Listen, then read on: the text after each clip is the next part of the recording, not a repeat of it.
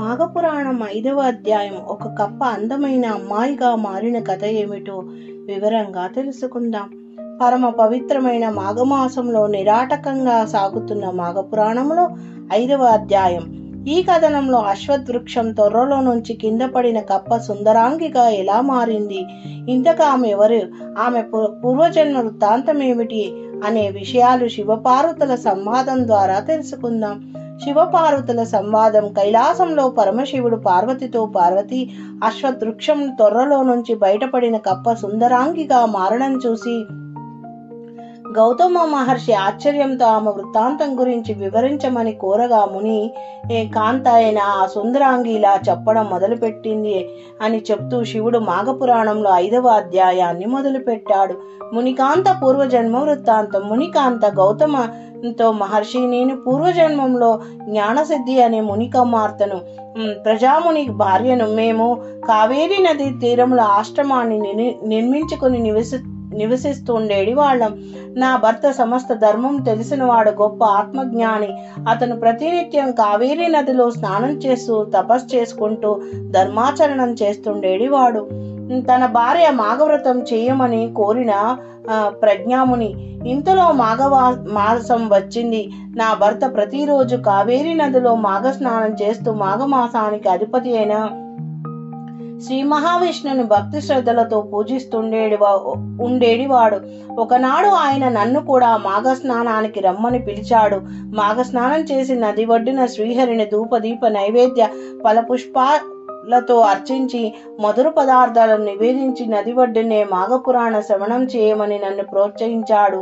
మాఘమాసం మొత్తం ఈ విధంగా శ్రీహరిని పూజించి పురాణ శ్రవణం చేస్తే కోటి యజ్ఞ ఫలితం లభిస్తుందని, శాశ్వత ముక్తి లభిస్తుందని నా భర్త ఎంత చెప్పినా నేను వినిపించుకోలేదు.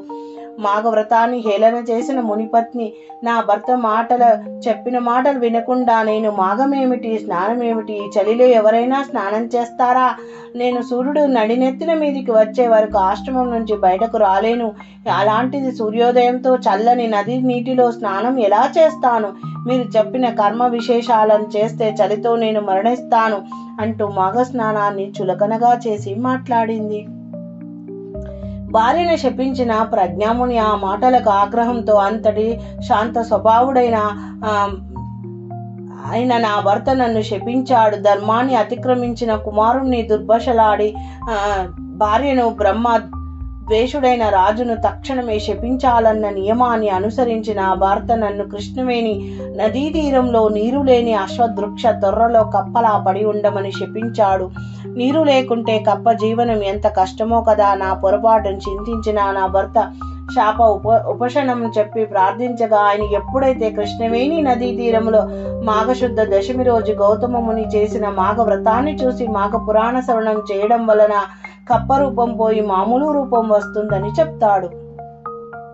ఈ రోజు మీరు చేసిన మాఘ వ్రతాన్ని చూసిన పుణ్యానికి నా అసలు స్వరూపం వచ్చింది గౌతమ మునికి చెప్తూ నమస్కరించింది ఆ మునిపత్నికి ప్రతివత ధర్మాన్ని బోధించిన గౌతముడు. మునిపత్ని చెప్పిన మాటలు విని గౌతముడు చిరునవ్వు నవ్వుది. పతివతి అయిన స్త్రీ భర్త మాటలను అతిక్రమించరాదు. చలికి భయపడి మాఘ స్నానం చేయకుండా నీ భర్త మాటను అతిక్రమించి మహా అపరాధం చేశావు కాబట్టి నీవు కప్ప రూపంలో పడి ఉండాల్సి వచ్చింది.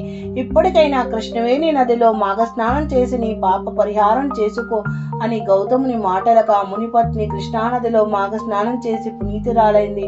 కైలాసంలో శివుడు పార్వతితో, పార్వతి వినుము, కృష్ణానది మాఘ స్నానం చేసే శ్రీహరిని ఆరాధించిన పుణ్యానికి ఆ మునిపత్ని శాశ్వత వైకుంఠవాసం పొందింది. ఇదే మాదిరిగా మాఘమాసంలో దైవ వశాత్తు కేవలం ఒక్కసారి మాఘ స్నానం చేసిన ఫలానికి ఒక శూద్ర దంపతులు ఏ విధంగా సద్గతులు పొందారో 6వ అధ్యాయంలో తెలుసుకుందాం అంటూ శివుడు 5వ అధ్యాయాన్ని ముగించాడు. ఇది స్కాంద పురాణే మాఘమాసే మహత్యే పంచమాధ్యాయం సమాప్తం. ఓం నమః శివాయ నమః. ఓం శివార్పణమస్తు.